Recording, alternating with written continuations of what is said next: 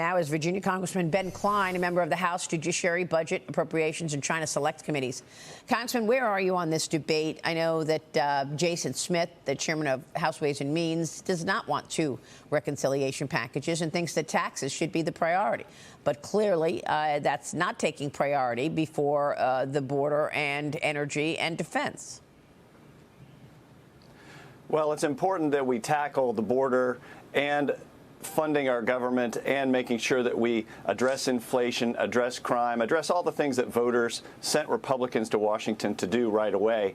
But the strategy is still under discussion about how best to achieve that, through one bill or through two bills, because for the first time in many years, the House has a smaller margin than the Senate. And so passing something through the House actually has greater hurdles than passing something through a three-seat majority Senate. Well, I realize it's a lot more money than John Thune is talking about that you need for the border, because I spoke with Stephen Miller, incoming Deputy Chief of Staff on policy. He said it's going to be about $100 billion that we need for the border, which includes the border wall and deportations and et cetera.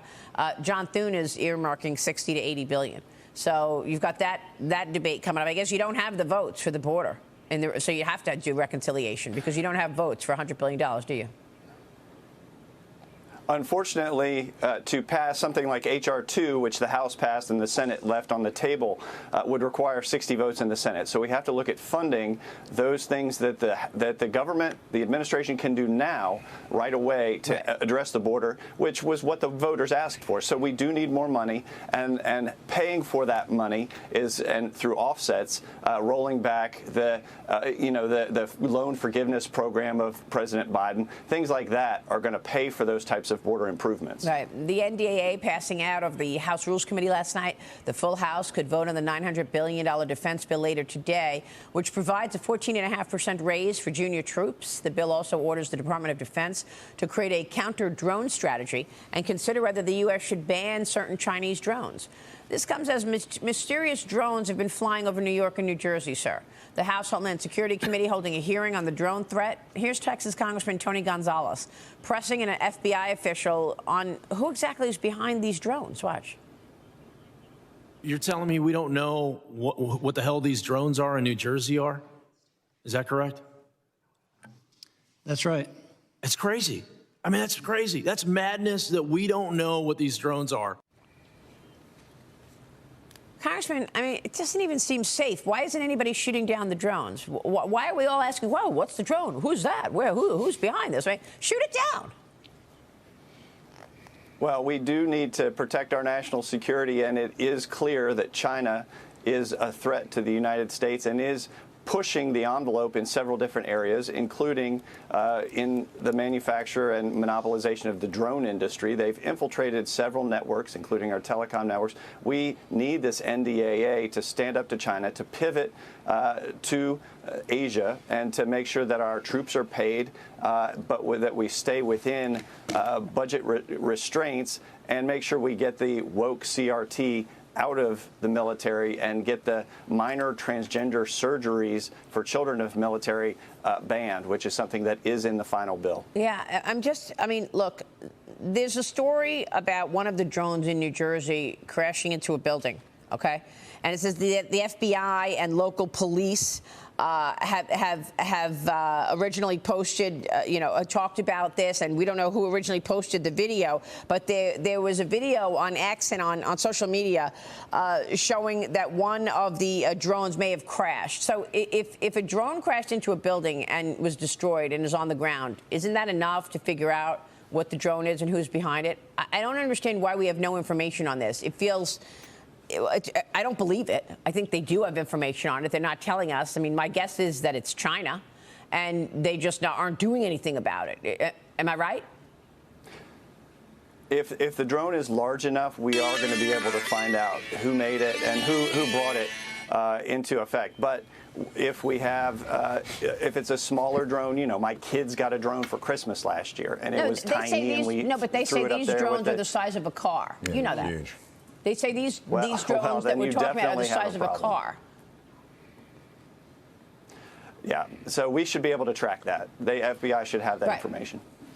Okay, so maybe they're just not giving it to you. and your colleagues yet. House lawmakers received a briefing on China's efforts to infiltrate American telecom companies and steal data from phone calls.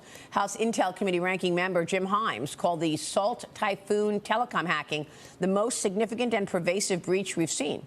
Oregon Senator Ron Wyden introduced a new bill requiring the FCC to set cybersecurity standard for telecom companies, writing, "It was inevitable that foreign hackers would burrow deep into the American communication systems the moment the FCC decided to let phone companies write their own cybersecurity rules."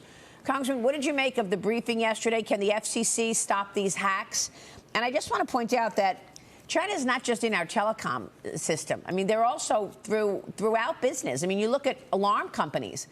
There are Chinese cameras that are being used at major alarm companies. Absolutely, and there's a reason why we are trying to get China to sell its ownership of TikTok to a private entity, because we know that China is using it to collect data from Americans. So China is looking in the phone records, listening to the conversations, acquiring the metadata of Americans and many in Washington, including the Harris and the Trump campaigns. And so we need the telecom companies here in America to actually behave like American companies and look out for the security interests of their customers and the American people. And so we're looking at legislation. I think that's appropriate to have them be required to adopt certain standards that protect American consumers from Chinese infiltration.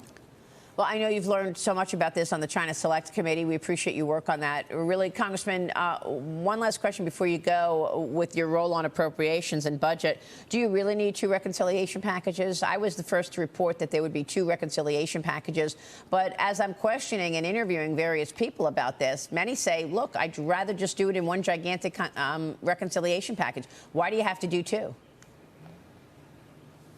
We don't need 2. We can do it in 1. The question is, can we do it quickly enough to address those concerns that the American people demanded we address in November? And so if we have to break it into 2 to satisfy the Senate and the President, we will do that. But we can get it done in 1 as well. All right. Well, I understand that. Congressman, it's good to see you. Thank you so much. Ben Cline joining us.